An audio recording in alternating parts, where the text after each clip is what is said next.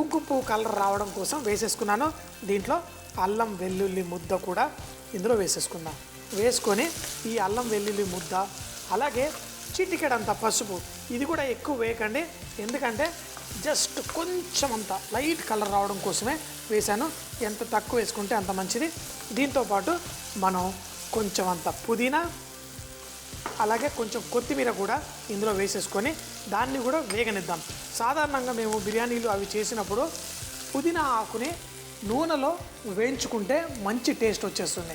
అయితే కొంతమంది లాస్ట్లో పచ్చి పుదీనా కూడా వేసుకుంటారు, అది మీ ఇష్టం, మీకు ఎలాగా కావాలంటే అలా. ఇది కొంచెం అంత వేగిన తర్వాత దీంట్లో మనం ఏం చేయాలో చూపిస్తాం.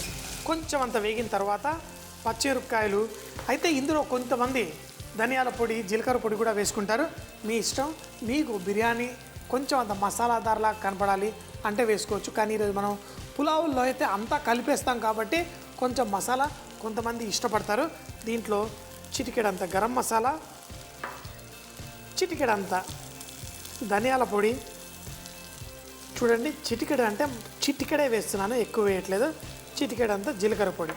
అయితే ముఖ్యంగా చాలామంది మా పులావ్ రైస్ చేసుకునేటప్పుడు కొంచెం ఎక్కువగా కుక్ అయిపోతుంది, కొంతమంది ఏమో మరీ పొడిగా ఉంటుంది అంటూ ఉంటారు.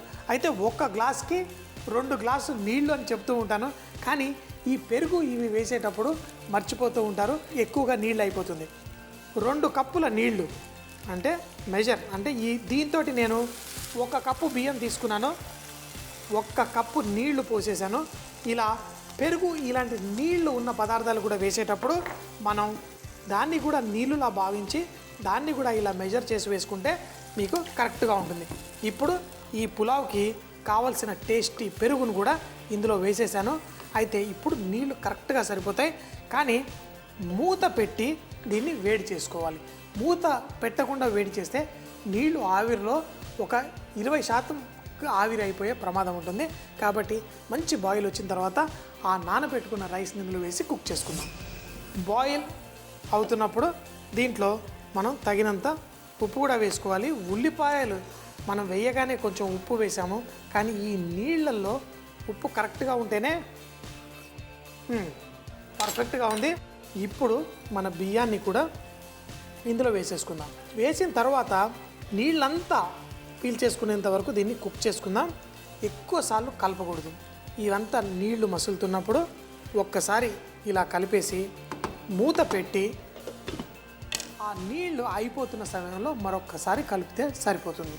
కానీ కొంతమంది అంతా వేసిన తర్వాత దాన్ని ఏదో కూర కలుపుతున్నట్టో లేకపోతే ఏదో చేస్తున్నట్టు దాన్ని ఊరికే ఇలా ఇలా ఇలా కలుపుతుంటే ఆ రైస్ పొడి పొడిగా రాకుండా చితికే ప్రమాదం ఉంటుంది. అలా కాకుండా పొడి పొడిగా రావడం కోసం ఈ బియ్యాన్ని అస్సలు కలపకూడదు. మేము హోటల్లో అయితే ఆ నీళ్లను కలిపేసి బియ్యాన్ని వేసేస్తాం, ఆ బియ్యాన్ని కూడా ముట్టుకోకుండా చాలా జాగ్రత్తగా చూస్తాం. ముఖ్యంగా అబ్సార్ప్షన్ మెథడ్లో అయితే రెండోసారి కలపాల్సిన అవసరం కూడా ఉండదు. కాకపోతే మనం ఈ బేబీ కార్న్ని ఫ్రై చేసుకున్నాం, బేబీ కార్న్ ఫ్రై చేసుకున్నాను, కానీ ఇక్కడ పక్కన పెట్టుకొని తింటూ ఉంటే భలే టేస్టీగా ఉంటుంది. 4-5 నిమిషాల తర్వాత చూస్తే కనుక ఇంకా నీళ్ళు ఉంది. అయితే ఇలాంటి టైంలో లైట్గా ఇలా కదిలిపేసి దీనిపైన మన కార్న్ ఏదైతే ఫ్రై చేసి పెట్టుకున్నామో దాన్ని కూడా ఇందులో వేసేసుకొని ఒక్కసారి అయితే దీన్ని లైట్గా ఇందులో ఇలా కలుపుకోవడం వల్ల మీకు పర్ఫెక్ట్గా కలర్ కూడా కొంచెం బ్లీచ్ అవుతుంది. మరీ ఎక్కువగా చేయమాకండి, ముందే చెప్పాను, రైస్ మనం ఎంత తక్కువగా కలిపితే అంత మంచిది. ఈ కార్న్ వేసేసిన తర్వాత ఆల్రెడీ నీళ్ళంతా పీల్చేసుకుంది. ఇప్పుడు మంట తగ్గించేసి మరో 3 నిమిషాల తర్వాత స్టవ్ కట్టేసుకుందాం. తర్వాత అదే ఆవిరిలో ఒక 5 నిమిషాల పాటు వదిలేసి తర్వాత వడ్డించుకుంటే మనకి రైస్ పర్ఫెక్ట్గా పువ్వుల్లా చక్కగా వస్తుంది. ఇంకొక 2 నిమిషాలు ఆగితే మంచిదేమో. పైన మీరు రైస్ చూస్తే కనుక ఇలా పలుకుల్లా పువ్వుల్లా రైస్ వచ్చేసింది. నాకు ఇష్టమైన ఈ కార్న్ తోటి మనం పులావ్ చేసేసుకున్నాం. ఇది ముఖ్యంగా ఈ మధ్య పార్టీలల్లో పెళ్ళిళ్ళల్లో ఎక్కడ వెళ్ళినా ఇలా కార్ను ఇవి వేయించేసి చక్కగా పులావ్ చేసేస్తున్నారు. ఇది చూడ్డానికి ఏంటో ఎర్రగా భలేగా ఉంటాయి. ఈ కార్న్ చూడ్డానికి కూడా అందంగా ఉంటుంది కదా, వాటిని కొన్ని ఏరి వేరి మరీ వేసుకుంటాను.